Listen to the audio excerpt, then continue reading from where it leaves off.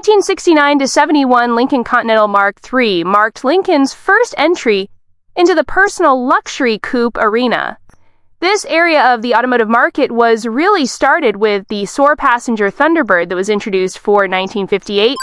And by 1969, Lincoln was pretty late to the party, as General Motors had introduced a number of vehicles like the 1963 Riviera, the 1966 Toronado, and most importantly perhaps the 1967 Eldorado, before the Mark III was introduced. It was the introduction not only of the Thunderbird, but also of the competitive models, and most prominently the 67 Eldorado, that really forced Lincoln to think differently about the Mark III and to get it through to production. And while we've talked about various elements of the Mark III here, one of the things that we haven't talked about really is how the car evolved, and heard from the designer, or one of the designers of the Mark III himself. Dave Ash, who worked at Ford Motor Company, was also responsible for the first Mustang. Let's talk about the top 10 facts that you likely didn't know about the Lincoln Continental Mark III. And the first fact at number 10 is that the 69 Continental Mark III was based on the four-door Thunderbird platform that was introduced for 1967.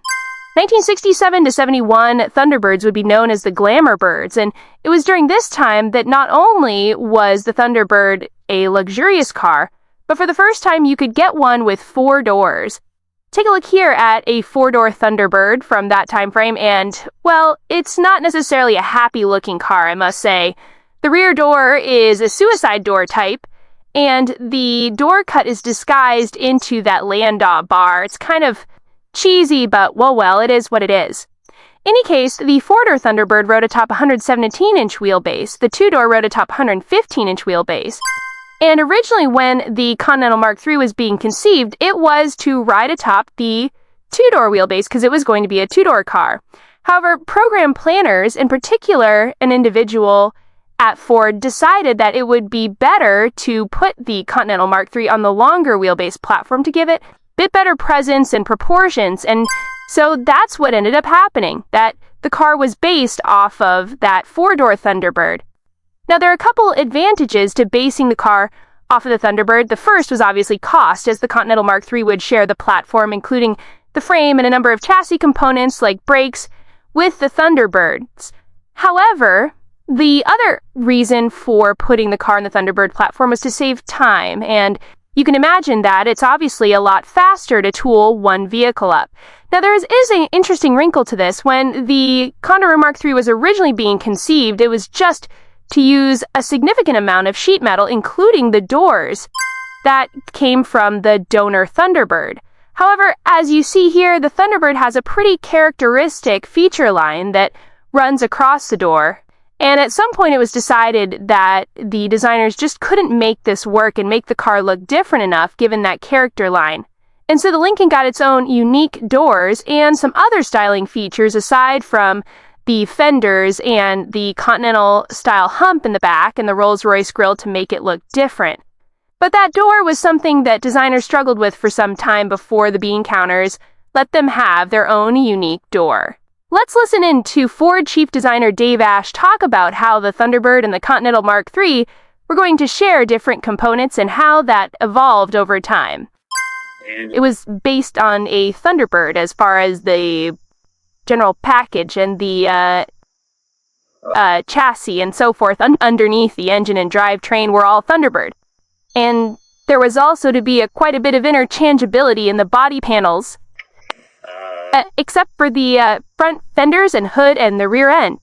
One of the biggest problems we were having with the clay model was the door, because the product plans called for use of the Thunderbird door, which had very definite characteristics stamped into it, which we were having a great deal of problem working with. Eventually, it was recognized that this was a severe impediment to getting a distinctive-looking car. So that requirement was removed. To use a unique outer door skin on this car, as long as it could be fastened suitably to a carryover Thunderbird door inner panel. And that brings us to number 9, and that is that the Continental Mark III was actually designed outside of the typical Lincoln Mercury studio. It was designed in Lee Iacocca's Special Products studio and was done under the leadership of Dave Ash. As I said, there was a Lincoln Mercury studio that was responsible for the full-size Continental as well as the Mercury products like the Marquis, but Lee Iacocca wanted more competition amongst designers. That was something that he liked, and he tended to say that he liked to see chocolate and vanilla flavors of a particular car as a proposal. Well, now he not only wanted chocolate and vanilla, but he also wanted strawberry, and that's why he began with the launch of this special product studio, and that fell under Dave Ash, as I mentioned before, who was the chief designer of it. And apparently, whenever individuals would come into this special product studio, the designers were to tell them that they were working on a Thunderbird. They were not to mention they were working on a Lincoln personal luxury car.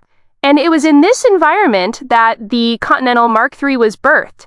Now, near the beginning of its development, after it had been decided they would come off the four-door Thunderbird's platform, the Continental Mark III was really not what you would think. It had a design that was, well, let's just say more conventional than the car that would have the Rolls-Royce grille and that Continental-style spare tire hump out back. And that was something that came later as a communication from Lee Iacocca to Dave Ash directly. But we will talk about that a little bit more. Let's move on to No. 8. And at No. 8, we have that the Lincoln Continental Mark III was originally not supposed to be a range-topping car. When the product planners were originally thinking about placement for Lincoln Continental Mark III, they originally envisioned placing it in the lineup between Mercury and Lincoln. Kind of a little bit more of an expensive Marquis coupe, as an example, and not something that was going to be at the top of the lineup. However, there was one fundamental event that changed their minds, and that was the introduction of Cadillac's Eldorado for the 1967 model year, which was Cadillac's most expensive car and also a personal luxury coupe. The presence of the Eldorado in Cadillac's lineup left Lincoln wanting something that could compete directly, and so the car was slotted above the standard Continental as opposed to below it.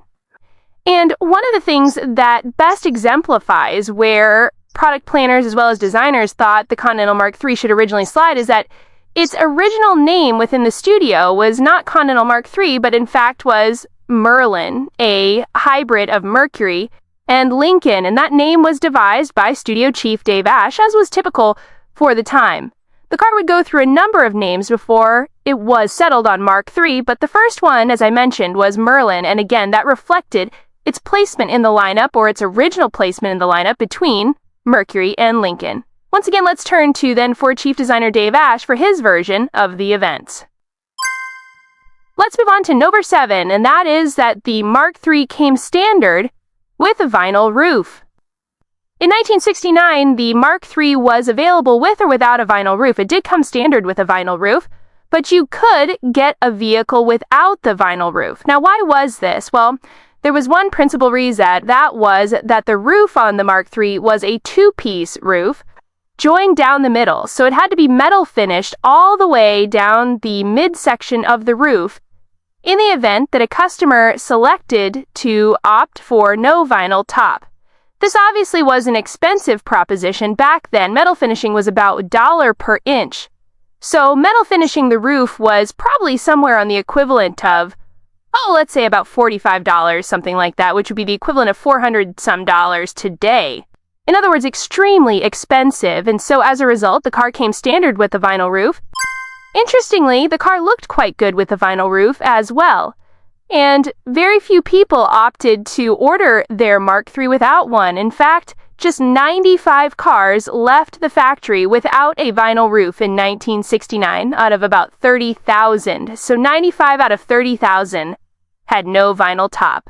And the one that you see here is one of them. I think the car actually looks good with or without a vinyl roof. Some cars, to me, only look good without the vinyl top, but the Mark III is one of those that can pull the vinyl top off. I will also note that 1969 was the only model year in which you could get your Mark III without the vinyl roof. In 1970 and 71, you were forced into taking it.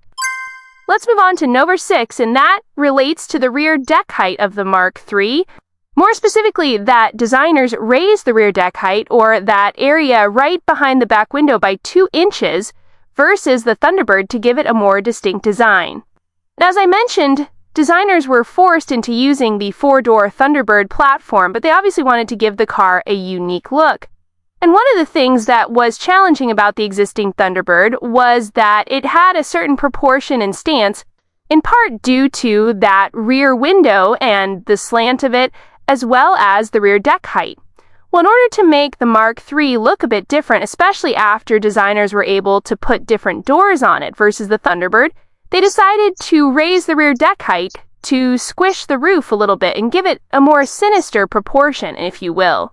Raising the rear deck height was kind of a cheap way to give the car a different proportion despite its origins, and ends up working. I think you can see that the Mark III looks, well, completely different from the Thunderbird, especially out back. Let's once again turn to Dave Ash, who describes this distinctive feature of the Mark III.